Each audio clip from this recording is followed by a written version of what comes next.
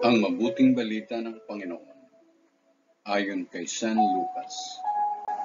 Papuri sa iyo, Panginoon. Noong panahong iyon, may isang eskribang lumapit kay Jesus upang siya'y subukin.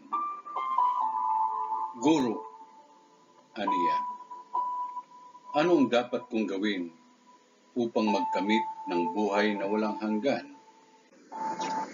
Sumagot si Jesus, ano ang nakasulat sa kautusan?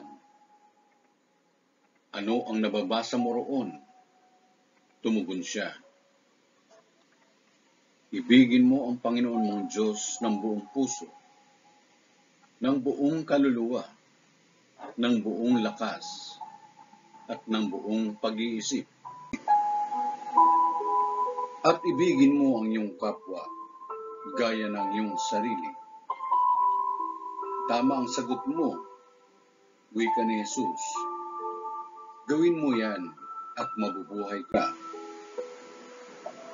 Sa hangad ng eskriba na huwag siyang lumabas na kahiyahiya, tinanong niya uli si Jesus, sino naman ang aking kapwa?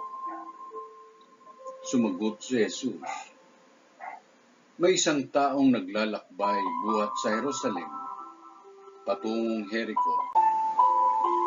Hinarang siya ng mga tulisan, kinuha pati damit sa katawan, binugbog at halos patay na ng iwan.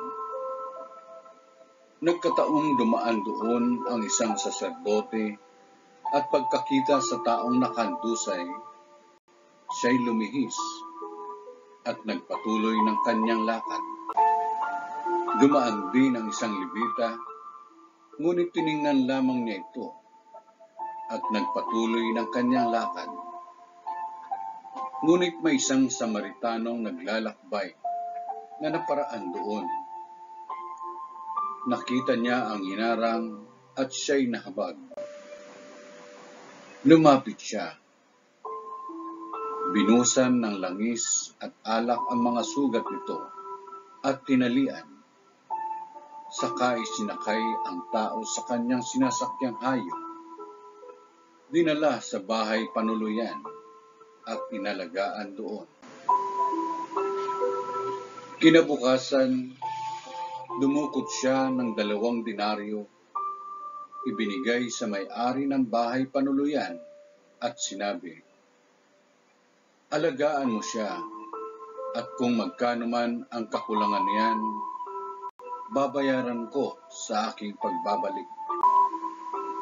Sino ngayon sa palagay mo ang nagpakita ng kanyang pakikipagkapwa sa taong hinarang ng mga tulisan?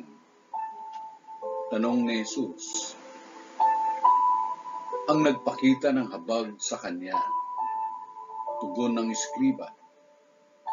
Sinabi sa kanya ni Jesus, humayo ka't gayon din ang gawin mo. Ang mabuting balita ng Panginoon.